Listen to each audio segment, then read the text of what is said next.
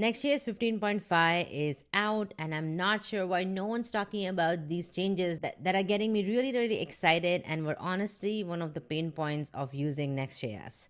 So, apart from obviously TurboPack builds are now finally in beta, it will allow us to ship faster. Node.js middleware is also finally stable. But if we go to the TypeScript improvements, is what's getting me really excited. Here's why. Now, one of the advantages of using a framework like TanStack, or I would say like any of the TanStack ecosystem libraries, was type safety. And this was one thing that I genuinely felt like was lacking in Next.js, but now they have finally fixed it, so I'm really excited. So first off, we now have typed routes which provide compile time safety for your application's route. For example, if there are routes that do not work in your application, you don't need to create a manual wrapper like me to check if the route exists or not. Next.js is going to do that for you because it's going to give you a build time error, but you have to opt into it. So first off, let's copy this specific line, typed routes equals true, that we need to set in next config file. Let's go to one of the projects that we ship inside the Modern Full Stack Next.js course. In fact, upgrade this project to 15.5 just now. Just go ahead and set type routes equals true. Once we do, let's go to layout, and this is a link component where we are linking to products. Now this products link does exist. However, if I were to go to a link that does not exist, for example, foobar, there we go. We immediately get a type error saying that it's not assignable to object because it does not exist, which is incredible. The other exciting update is the route export validation, which also works on TurboPack through a new system. So 15.5 auto-generates types you can use without imports. For example, you have page props, layout props, and route context types, which are available globally.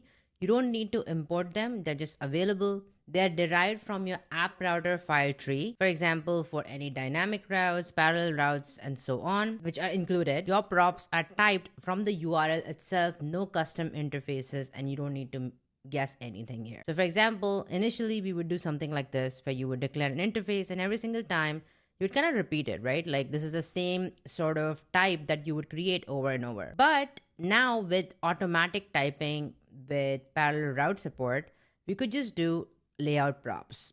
If it was a page, then we could just do page props and the name of the route, and it just simply works because the system automatically discovers routes from your file structure, supporting all types of routes. So again, this might seem small, but it's a significant change because we would do that for all our route. Additional type safety is incredible. And now refactors are going to be safer because bad path segments break at compile time, but not in production, which will be incredible because in the past, before this change, you sort of have to manually do it. In fact, I had a custom component, which served as a link wrapper because I experienced this in the custom course platform that I built on top of Next.js.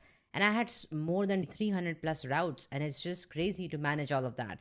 So this specific feature is going to be very, very handy. Then we have next type gen command for manual type generation without having to run next dev or next build. Now, for example, this is going to be incredibly useful if you just want a sanity check during your CI/CD builds. Running this specific command with no emit is going to generate the route types from your file tree and then fail the job on invalid links. And you don't have to necessarily run your entire build again, or you don't have to deploy again just to check. A great purpose for this is like a pre-PR hook or a pre-deploy guard, catch route renames or parallel slots that don't exist or they just drift really fast. This is a good example for that.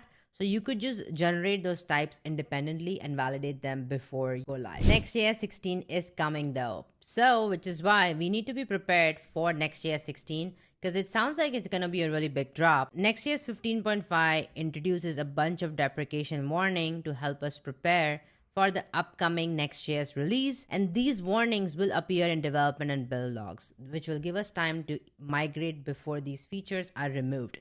So you have to keep that in mind to get ready for Next.js 16. So first off, the legacy prop for next link will be removed in Next 16. The AMP support will be removed completely. So keep that in mind. Starting in Next.js 16, the quality prop will be only restricted to 75 by default. And in Next 6 will be an explicit configuration for that. other than 75. Next, image local patterns. Again, when you're using query string with local image source path, so let's say you're pointing to a local file, that will require explicit configuration in local patterns. For example, this provides better security and performance optimization, so you can configure it something like that. Now keep this in mind. You can always jump into the GitHub discussions or the issues to basically talk about all of these changes, and I'm sure that the Next.js team is going to be very responsive. But make sure to review your Next links as well as Next image components, because that's where I see the biggest impact here. And lastly, the deprecation of Next lint command. So the command will show deprecation warning and will be removed in Next.js 16.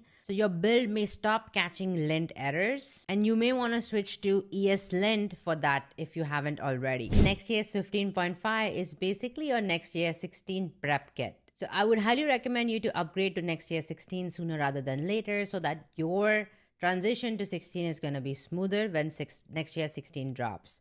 But I would love to know, what are some updates from this specific version that truly excited you? Are you as excited as me for the Next.js type routes? Well, comment below and let me know, and we'll definitely discuss. As next steps, I would highly recommend you to check out this video where I have revisited my tech stack for building production-ready applications. Very recently, I've changed a few tools that I was raving about earlier. So definitely check out the video if you want to ship a production-ready app very soon. It's definitely a must watch. All right, I'll see you in the next one. Bye for now.